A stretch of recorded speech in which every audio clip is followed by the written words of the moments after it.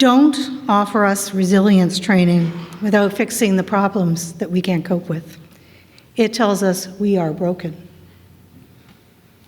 That very stark, maybe a little bit blunt answer was given to me by one of our frontline managers at the peak of COVID when I asked him in a hallway conversation what we in leadership could do to support the teams that we could see were struggling.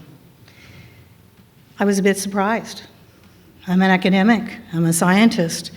You see a problem, you can fix it, you can have a solution, you can get an education program, you can get it better.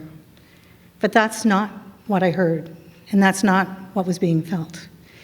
And that started me on a different journey to think about what resilience means for healthcare providers, actually for anybody, but in our context, for healthcare providers and for those of us who lead in a complicated, messy system called health.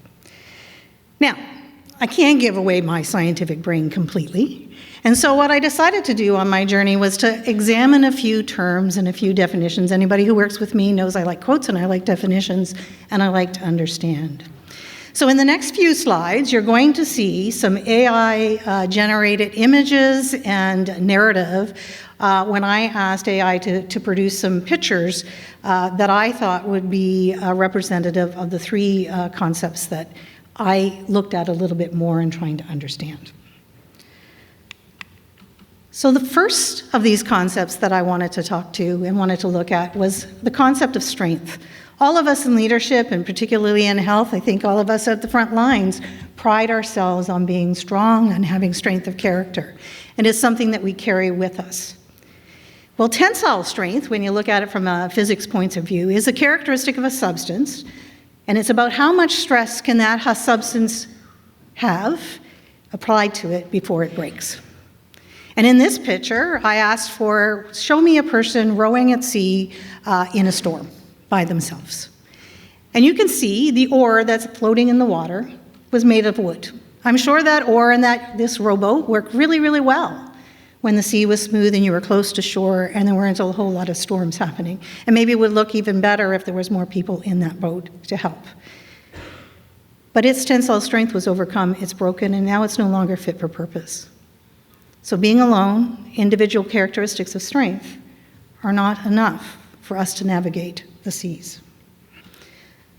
So the next word I went to was resilience. This is a word we hear a lot about personal resilience, about team resilience, about resilience of many things, and you're going to hear it repeated again tonight in some of the other talks. And resilience is a good thing, but when you look at the definition, it talked about the ability to maintain yourself under stress and return to normal when things are done. Toughness was the second part of that. That sounds a little bit like the former one, just slightly different. So again, went to physics. Not that I liked physics. I hated physics when I was in school. I don't know why I did physics. And it talks about the ability of a substance to actually be deformed and then spring back when the stress that's being applied to it goes away. And it springs back to its previous form and is again fit for purpose. So in this image, what I asked for was a whitewater rafting team. And so what you've got is a whitewater raft that's made out of rubber. It bends and it turns, it goes around those rocks. You're still, I don't know that I'd want to be in that by myself, because I'm a little bit frightened of falling out of boats. But along with the raft that moves and can be flexible, we've also added a few other things. We've added a team of people rowing in the same direction. We've given them some protective gear and some helmets. And so that when they finish this whitewater part and they get to a smooth part, they can row together again. So there's something about building capacity together in teams that's also important in resilience.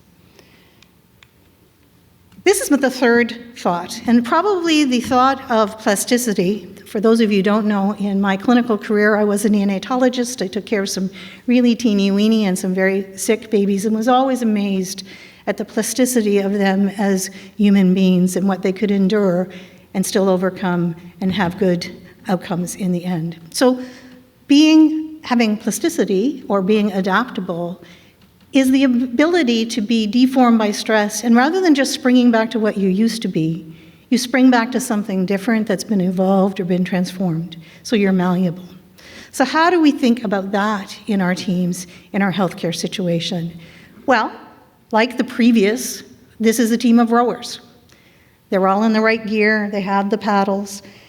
What's a little bit different is there's a leader at the back of this canoe looking forward that's seeing what's coming down the pike and can give information and can give a little bit of support. You also see that they've picked a day when it's actually quite flat, and so the environment is good, and there's guardrails on either side. So talking about the importance not only of team, but environment and leadership as we think about resilience in our teams. So, what did I learn from all of this musing and from the conversation in the hallway? Well, I learned a few things that I did wrong. Okay? I'm always learning things that I do wrong. I learned that all talk and no action is bad. So we could talk till we were blue in the face. Unless we got some of those rocks off of that first picture off their backs, we weren't going to be able to build resilient teams. I also learned that toxic positivity is also not good. In COVID, there were days when I got up in the morning where I couldn't tell them that everything was going to be all right, because I didn't know it was going to be all right. And so we had to be able to be positive in a supportive fashion, but be truthful and honest.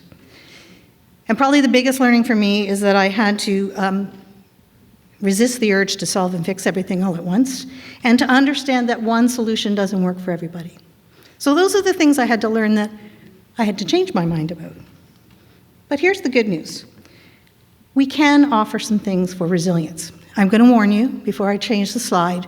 The next slide did not have AI to assist me. I drew it myself, so it's a little bit more simplistic. You may notice that there's layers in this. This is the layers, what I would say, the layers supporting resilience in an organization, the way I now think about it. The smallest one in the center is the individual. What we see about and what we think about most often when we think about resilience, and why I hope I've talked you into thinking that we need to see not only about supporting each individual differently, but them as a team. The next two circles are our ordinary business and what happens when we have a crisis. And as a leader, we must know about these things. We must know what we need to do in the environment for the tools, for the protective gear that will help our teams navigate those waters while they're rough and while they're smooth.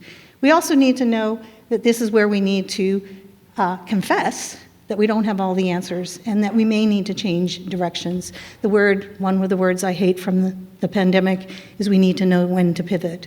I swear I'd never use that word again. And this is partially in our control, partially in leaders' control. It takes the team, and it takes the environment, and it takes the circumstances. And then another thing that I haven't yet mentioned is this outer circle. And this is the rest of everybody's lives.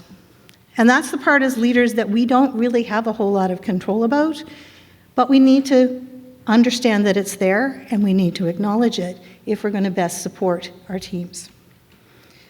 So, how do we do all of that? Well, one of the things that we are really fortunate in healthcare to have is a purpose. And what we do know is that purpose-driven organizations are ones that people want to be connected with. People who have a purpose, who feel connected to a purpose, are healthier, are more engaged, and are often happier and find more joy at work, even when the times are tough. So, as a purpose-driven leader, what do I need to do? Well, I need to listen to understand. I need to be open. I do need to work to reduce those barriers and stressors that can be removed, but most importantly, I need to be able to tell people when they can't be removed and why. I need to be honest. We need to acknowledge that people's life is not all their work and that there are other things that we need to be aware of. And we need to resist that urge to fix for rather than to listen to and work with and build capacity.